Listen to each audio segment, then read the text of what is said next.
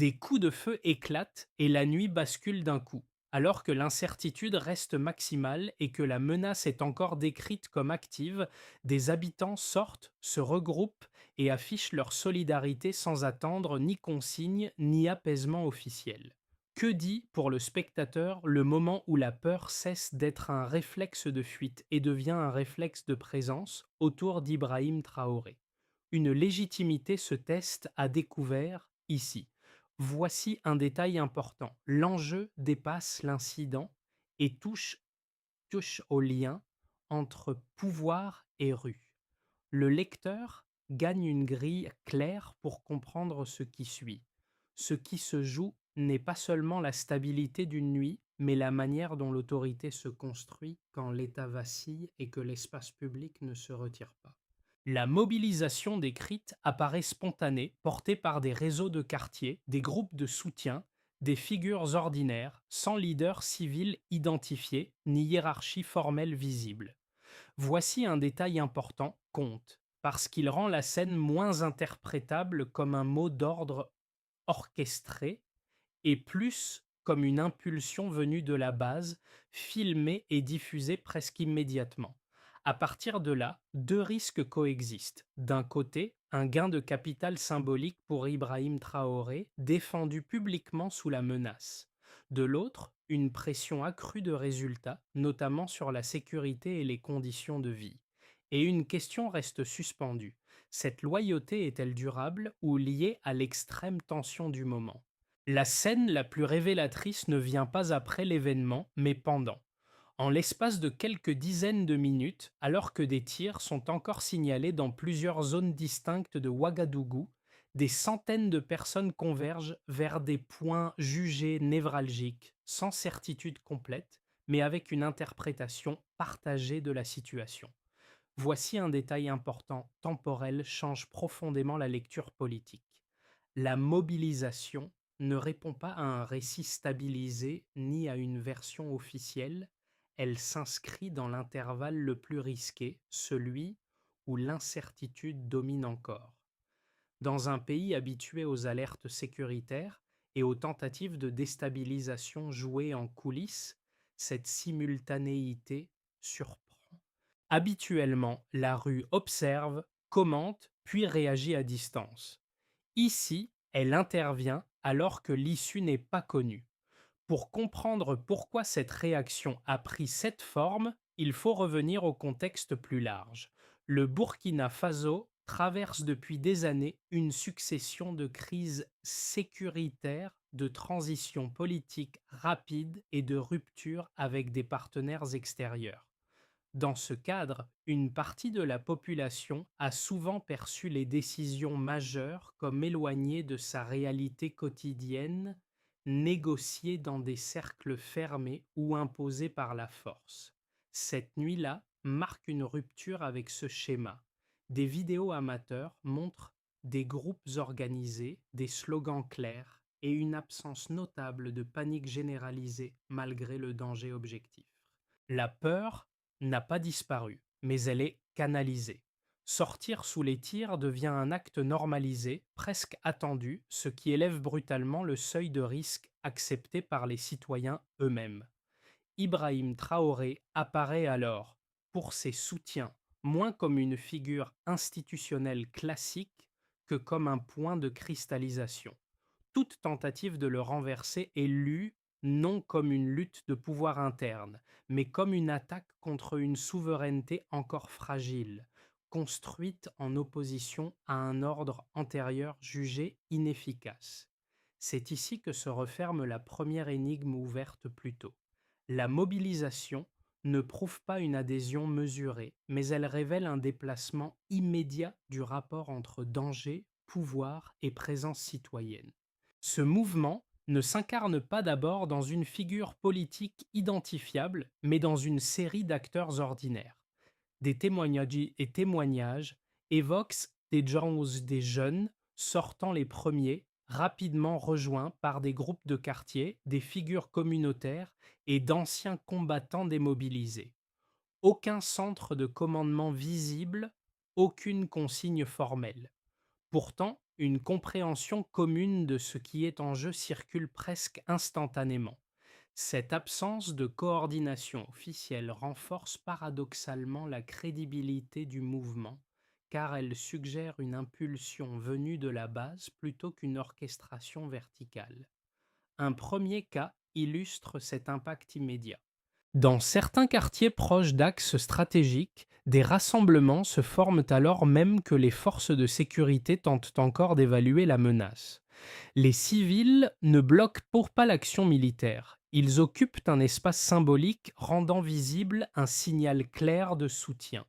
Cette présence modifie l'environnement de décision sans interférer directement mais en encadrant la scène par le regard collectif.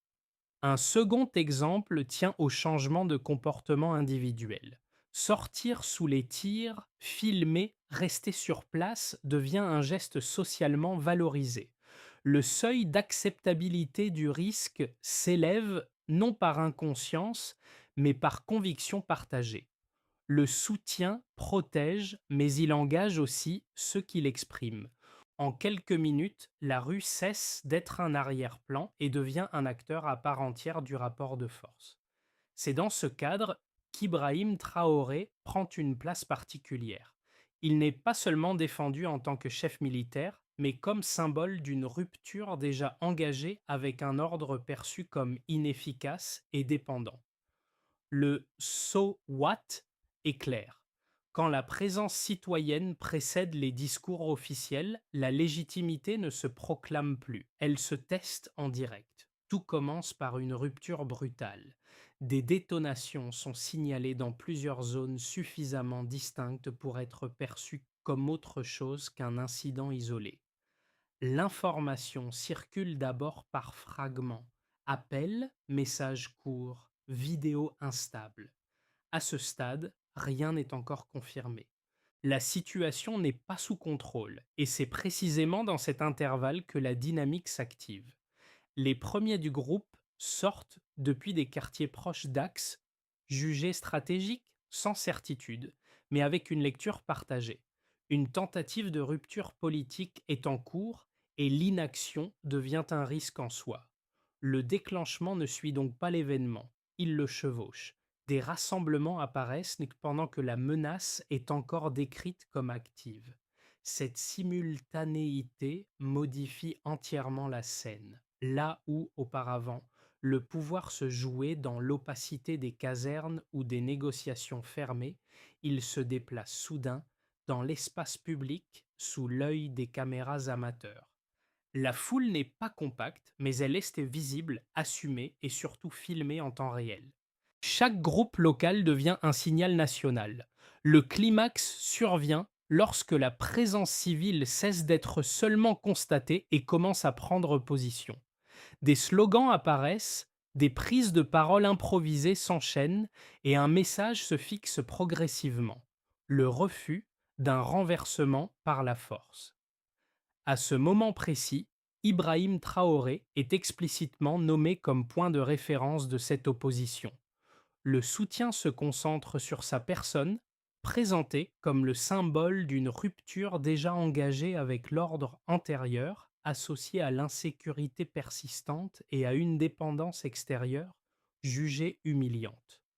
Deux dynamiques se superposent alors. D'un côté, les forces de sécurité tentent de contenir la menace initiale, d'en mesurer l'ampleur et de prévenir une escalade armée. De l'autre, la présence civile modifie l'équation. Toute action devient immédiatement observable, interprétée, commentée. Le terrain n'est plus seulement militaire ou politique, il devient narratif. Ce glissement augmente le coût symbolique de toute initiative perçue comme hostile au pouvoir en place, car elle serait aussitôt lue comme une confrontation avec la rue elle-même. Les répliques apparaissent dans les heures qui suivent. Les images circulent largement, renforçant l'idée que la tentative a échoué face à une double barrière institutionnelle et populaire. Les discours prononcés insistent sur la discipline, la vigilance et la continuité de la mobilisation. Le message adressé aux opposants potentiels est clair. Toute nouvelle tentative rencontrera non seulement l'appareil sécuritaire, mais aussi une population prête à se montrer. La rue devient ainsi un facteur dissuasif explicite. Mais cette séquence produit aussi des effets secondaires immédiats. En s'érigeant en rempart actif, la population devient partie prenante du rapport de force. Elle ne se situe plus seulement en aval des décisions politiques, mais en amont, comme variable à intégrer.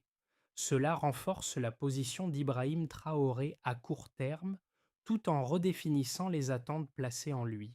Le soutien protège, mais il crée aussi une obligation implicite de résultat. La ligne des événements ne se referme donc pas avec l'échec apparent de la tentative. Elle ouvre une phase nouvelle où chaque action future sera lue à la lumière de cette nuit. Avant cette nuit, la situation de référence est celle d'un pays habitué aux alertes sécuritaires, mais aussi à une distance marquée entre la rue et les centres de décision. Les tentatives de déstabilisation passées, qu'elles aient réussi ou échoué, se jouaient principalement à l'intérieur des casernes, des cercles politiques ou de négociations discrètes. La population observée, commentée, subissait parfois les conséquences, mais intervenait rarement de manière immédiate et visible pendant que l'événement était encore en cours. Après cette séquence, un premier déplacement apparaît clairement. La distance temporelle entre le danger perçu et la réponse collective se réduit presque à zéro. Des témoignages concordants et des images diffusées montrent que les rassemblements civils commencent alors que la situation est encore décrite comme incertaine. Ce changement n'est pas mesuré en pourcentage, mais il est lisible dans la chronologie des faits. La réaction n'est plus différée, elle est simultanée et cette simultanéité constitue le premier indicateur d'un basculement. Un deuxième indicateur concerne la diversité des acteurs mobilisés.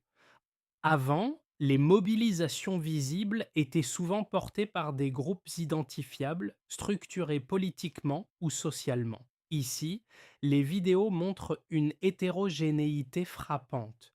Jeunes, adultes, figures communautaires, anciens militaires démobilisés. Cette composition transversale contraste avec des démonstrations plus classiques. Elle rend plus difficile l'hypothèse d'une manipulation centralisée et suggère une adhésion plus diffuse, même si elle reste impossible à quantifier précisément. Le troisième élément tient à la vitesse de circulation de l'information. Dans la situation de départ, une tentative de coup ou une alerte majeure pouvait rester partiellement opaque pendant plusieurs heures, parfois plusieurs jours. Voici un détail important. Les images circulent quasi instantanément. Chaque rassemblement local devient un signal national. Cette accélération transforme la perception de masse et crée un effet d'entraînement. Là où le contrôle de l'appareil sécuritaire et des canaux officiels suffisait autrefois à stabiliser la situation, un paramètre supplémentaire s'impose désormais, la réaction populaire visible en temps réel. Ces trois deltas combinés produisent un effet mesurable sur le plan symbolique. Pour Ibrahim Traoré, le gain immédiat n'est pas chiffré, mais il est observable dans la tonalité des discours et dans la lecture dominante de l'événement. Être défendu publiquement alors que la menace n'est pas encore écartée renforce l'image d'un dirigeant perçu comme aligné avec une partie significative de la population. Cette perception constitue une forme de capital symbolique accéléré. Mais ce capital s'accompagne d'un contre-effet tout aussi important. Plus la mobilisation est présentée comme massive et décisive, plus l'attente de résultats concrets devient forte. La preuve ne réside pas ici dans des statistiques officielles, mais dans la rupture des comportements collectifs observés. Une population qui intervient immédiatement et s'expose publiquement accepte implicitement un niveau d'exigence plus élevé vis-à-vis du pouvoir qu'elle soutient. La lecture quantitative, même sans chiffres précis, converge donc vers un constat clair. Le passage d'une population en retrait relatif à une population intervenant en temps réel constitue le cœur du changement. Ce déplacement n'indique ni une adhésion durable, ni un consensus national, mais il modifie durablement les paramètres de la gouvernance. La question ouverte, plutôt, trouve ici une première réponse partielle. Le soutien observé protège le pouvoir à court terme, mais il en augmente mécaniquement le coût d'inaction à moyen terme. Un premier argument critique avance que cette mobilisation, aussi visible soit-elle, ne prouve pas une adhésion majoritaire durable. Selon cette lecture, les foules observées reflètent un moment émotionnel intense, amplifié par la peur et par des réseaux de soutien déjà existants. L'absence de manifestations contraires ne signifierait pas consensus, mais prudence ou silence dans un contexte perçu comme dangereux. L'événement dirait alors peu de choses sur l'opinion profonde du pays et beaucoup sur la dynamique d'un instant exceptionnel. Un second argument insiste sur le risque institutionnel. Quand des civils se portent spontanément au devant d'une menace armée pour défendre un dirigeant, la frontière entre soutien citoyen et pression politique devient floue. Cette logique pourrait fragiliser l'état de droit en assimilant toute critique à une hostilité envers la nation. À terme, l'espace du débat public risquerait de se réduire, installant une confusion durable entre loyauté politique et sécurité nationale, dérive déjà observée dans d'autres contextes régionaux. Ces deux critiques méritent d'être prises au sérieux car elles pointent des risques réels. Toutefois, les éléments rapportés permettent une réponse plus nuancée. Le facteur déterminant ici n'est pas uniquement la taille des rassemblements, mais leur temporalité. Le fait que des civils se mobilisent pendant que la situation est encore incertaine distingue cet épisode d'une démonstration organisée a posteriori. Ce critère ne supprime pas l'hypothèse d'une instrumentalisation, mais il en réduit la portée explicative. Ensuite, la diversité visible des participants complique l'idée d'un noyau militant unique imposant sa lecture au reste de la société. L'hétérogénéité sociale observée suggère une identification plus large, même si elle reste impossible à mesurer précisément. Enfin, le risque de fermeture politique n'est pas mécanique. Il dépendra des choix opérés après l'événement. La mobilisation peut servir de levier pour élargir le contrat social ou être utilisée pour restreindre la critique. Pour Ibrahim Traoré, l'enjeu n'est donc pas de savoir si cette nuit prouve une légitimité incontestable, mais comment cette légitimité provisoire sera interprétée et utilisée. La force de la critique réside moins dans sa capacité à invalider l'événement que dans l'avertissement qu'elle adresse sur ses usages possibles. À ce stade, la séquence fournit des signaux, pas une trajectoire figée. Ce basculement marque un point médian de la séquence. Jusqu'ici, la rue fonctionnait surtout comme un baromètre, parfois comme un amplificateur, rarement comme un facteur immédiat de décision. Cette nuit-là, elle devient un élément structurant du rapport de force. Le soutien populaire ne se contente plus de commenter le pouvoir. Il l'encadre, le protège et, indirectement, le contraint. La mobilisation cesse d'être périphérique et s'installe au cœur de la scène politique. Ce déplacement modifie la lecture de l'événement et celle de ce qui peut suivre.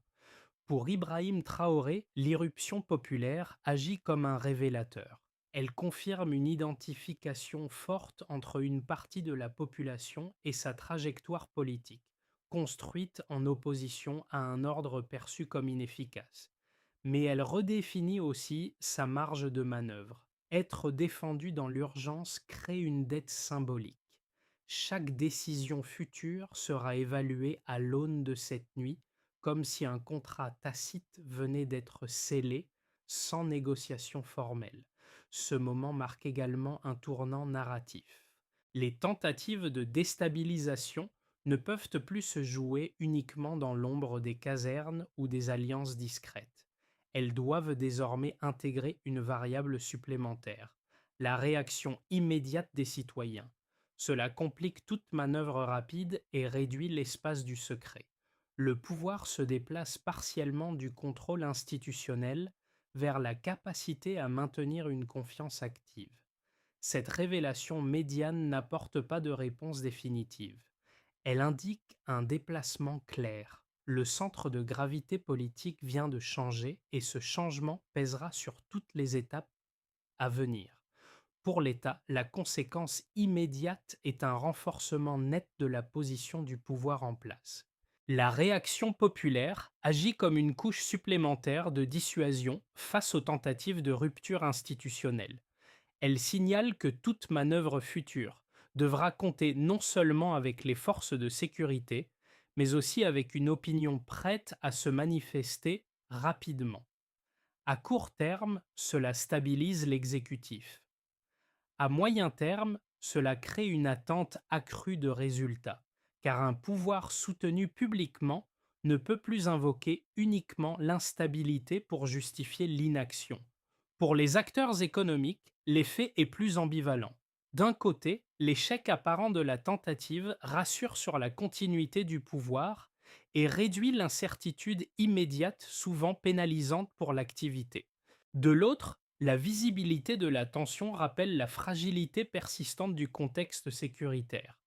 Les entreprises locales observent attentivement si cette démonstration de soutien se traduira par des décisions plus prévisibles, notamment sur la sécurisation des axes, la gouvernance quotidienne et les relations extérieures. La stabilité perçue gagne en intensité mais reste conditionnelle. Pour les citoyens, la conséquence est double. Beaucoup ressentent une forme de fierté et de réappropriation du destin collectif. Ils n'ont pas attendu, ils ont agi et cette implication directe renforce le sentiment d'utilité politique. Mais cette dynamique a aussi un revers. Elle normalise l'idée que la population doit se mobiliser physiquement pour protéger l'ordre politique, ce qui peut accroître la pression sociale sur ceux qui choisissent la prudence ou la distance. Le coût individuel du retrait augmente et avec lui le risque de polarisation silencieuse. Pour la région, enfin, le signal dépasse les frontières nationales. Dans un Sahel marqué par des transitions militaires et des crises de légitimité, l'image d'un dirigeant défendu spontanément par la rue pèse lourd. Ibrahim Traoré apparaît comme un cas particulier où la légitimité ne repose pas uniquement sur l'appareil coercitif, mais sur une identification populaire visible. Cette perception influence les calculs des acteurs voisins, étatiques ou non, et redéfinit partiellement les équilibres de dissuasion symbolique.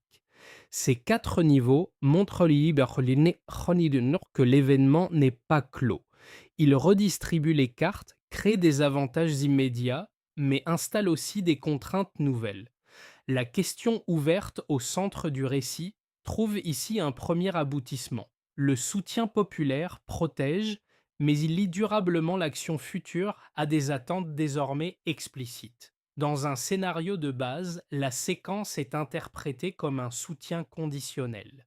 Le pouvoir consolide sa position à court terme, tout en cherchant à produire des améliorations visibles, même modestes, sur la sécurité quotidienne et la prévisibilité de l'action publique.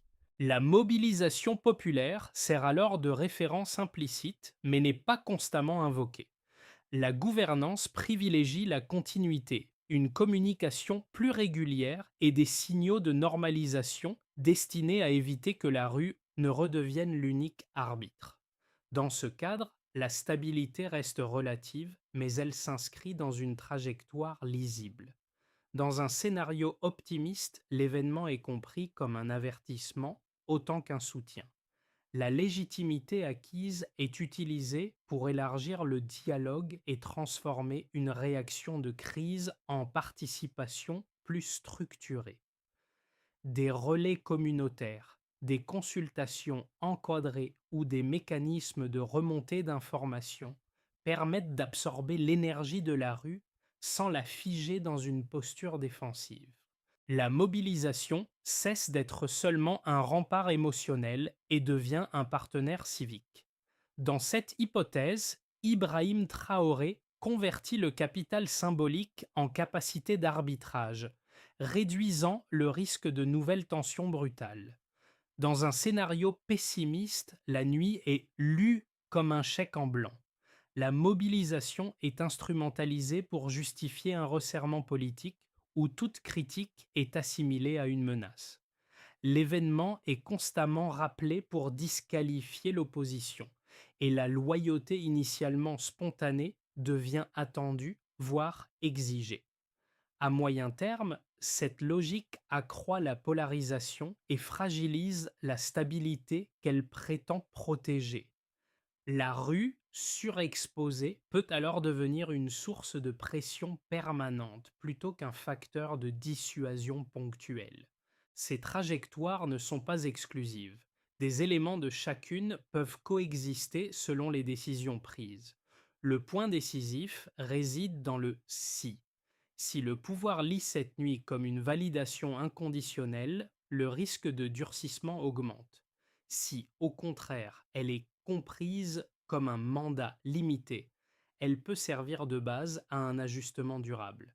La recommandation de lecture est simple. Observez moins les déclarations et davantage la cohérence entre promesses, gestes concrets et capacité à absorber la critique sans la criminaliser. Pour ceux qui vivent la situation depuis l'intérieur du pays, l'épisode agit comme un miroir. Il renvoie à une expérience directe de l'incertitude et à une décision individuelle prise dans l'urgence: sortir ou rester, se montrer ou se protéger. Voir des civils s'exposer sous la menace peut susciter de la fierté, mais aussi un malaise diffus. Jusqu'où un citoyen doit-il aller pour défendre un ordre politique? À partir de quel point la prudence devient-elle une faute morale? Ces questions traversent les discussions quotidiennes, parfois sans être formulées explicitement. Pour un second groupe plus éloigné géographiquement mais attentif à la région, l'événement sert de grille de lecture. Il interroge les formes contemporaines de légitimité dans un Sahel marqué par des transitions militaires répétées.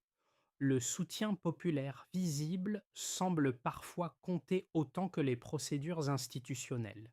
Cette comparaison pousse à relativiser, à se demander si ce modèle est transposable ailleurs ou s'il reste lié à un contexte très spécifique façonné par l'histoire récente et par une accumulation de frustrations. Un troisième groupe observe avec une préoccupation plus pratique. Il s'agit de ceux qui s'intéressent aux effets concrets sur la stabilité, l'économie et la sécurité quotidienne. Pour eux, la question centrale n'est pas symbolique mais fonctionnelle. Cette mobilisation réduit-elle réellement les risques futurs ou ne fait-elle que déplacer les tensions vers des formes moins visibles? L'implication citoyenne est-elle un amortisseur durable ou un signal d'alerte supplémentaire? À ces différents niveaux, l'épisode invite à une réflexion exigeante mais accessible. Soutenir un pouvoir dans l'urgence peut renforcer la cohésion collective, mais cela crée aussi des attentes durables. Une posture possible, même modeste, consiste à rester attentif aux suites, à distinguer le soutien à une trajectoire du soutien inconditionnel à une figure, y compris Ibrahim Traoré, et à préserver un espace de questionnement sans basculer dans la défiance systématique. Après un épisode aussi chargé symboliquement, une première étape consiste à clarifier le cadre. Le soutien exprimé dans l'urgence doit être distingué des mécanismes ordinaires de gouvernance. Cela implique pour les autorités de rappeler publiquement que la protection populaire ne remplace ni les institutions ni les procédures, mais qu'elle en souligne les attentes. Cette clarification réduit le risque d'amalgame entre loyauté citoyenne et obligation politique et préserve un espace minimal de débat. Une deuxième étape porte sur la sécurité tangible. Si la mobilisation a été justifiée par la peur d'une rupture violente, alors des signaux concrets doivent suivre. Il ne s'agit pas nécessairement de chiffres spectaculaires, mais d'évolutions perceptibles, sécurisation visible de zones sensibles, communication régulière sur les risques, réponses proportionnées aux alertes. C'est sur ce terrain que la crédibilité d'Ibrahim Traoré sera la plus directement évaluée, par comparaison entre l'avant et l'après de cette nuit. La troisième étape concerne le canal du dialogue. Transformer une réaction spontanée en engagement durable suppose d'ouvrir des espaces d'expression encadrés où le soutien peut coexister avec la critique. Des relais communautaires, des consultations locales ou des mécanismes de remontée d'informations permettent d'éviter que la rue ne devienne l'unique mode d'interpellation politique. Sans ces médiations, la mobilisation risque de rester un outil brut, difficile à intégrer dans la durée. Une quatrième étape touche à la gestion du récit. L'événement ne peut rester figé comme un mythe fondateur constamment invoqué. Il doit être replacé dans une chronologie reconnue pour ce qu'il a été, puis dépassé. Continuer à s'y référer sans cesse risquerait d'en épuiser la force et de rigidifier la relation entre pouvoir et citoyen. Enfin, vient le temps de l'évaluation. À moyen terme, la question centrale n'est pas de savoir si la mobilisation était juste ou non, mais si elle a produit des effets bénéfiques durables. C'est à ce niveau que le soutien initial peut se transformer en confiance stable ou se dissoudre progressivement. Le récit revient à une image simple, déjà entrevue plus tôt.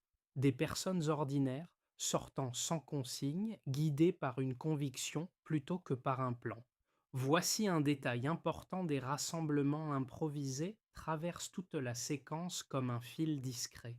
Ils ne renvoient pas à un héroïsme spectaculaire, mais à un choix collectif fait dans l'incertitude, à un moment où l'issue n'était pas connue. Cette décision a donné un sens immédiat à l'événement, bien au-delà des coups de feu eux-mêmes. Pour beaucoup, Ibrahim Traoré est devenu à cet instant un symbole condensé de ce choix. Non pas un symbole figé, mais une projection. Rester debout quand l'ordre vacille. Être défendu quand la menace est encore active. Mais un symbole vit de ce qu'il permet ensuite. La fidélité exprimée cette nuit-là n'était pas une conclusion, elle était une ouverture. Elle disait à la fois: nous sommes là et rien n'est acquis. Le rappel le plus fort n'est donc pas celui de la peur, mais celui de la responsabilité partagée. Quand la rue s'engage ainsi, elle ne délègue pas totalement son avenir, elle le met en jeu. Le soutien protège, mais il engage autant ceux qui le donnent que ceux qui le reçoivent un son. Ce moment appelle moins une célébration permanente qu'une mémoire active, capable de rappeler pourquoi ce soutien a émergé et ce qu'il exige en retour. Voici un détail important: dépasse le cas précis observé. Il invite à regarder autrement la relation entre pouvoir, sécurité et citoyen, surtout dans des contextes où les institutions sont mises sous tension. La question n'est plus seulement qui gouverne, mais sous quel regard et avec quelles attentes explicites. La séquence ne se ferme pas sur une certitude, mais sur une vigilance. Les prochains mois diront si cette mobilisation restera un repère isolé ou si elle s'inscrira dans une trajectoire plus large. Ce qui comptera ne sera pas seulement la stabilité affichée, mais la capacité à comparer les promesses aux actes, à observer les choix concrets et à mesurer si la confiance exprimée trouve des traductions tangibles dans la vie quotidienne.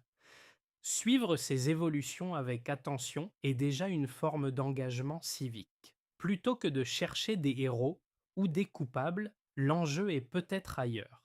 Il réside dans la capacité à distinguer le soutien critique de l'adhésion aveugle, la loyauté consciente de l'obligation silencieuse. Dans des contextes fragiles, cette distinction est essentielle pour éviter que l'exception ne devienne la règle. La figure d'Ibrahim Traoré, comme toute figure de pouvoir exposée ainsi, reste soumise à cette tension entre protection et responsabilité. Ce récit invite donc moins à trancher définitivement qu'à observer dans la durée. Comment une légitimité née dans l'urgence se maintient-elle sans se fermer? Comment un pouvoir soutenu publiquement continue-t-il ensuite à protéger sans exiger en retour une loyauté sans condition?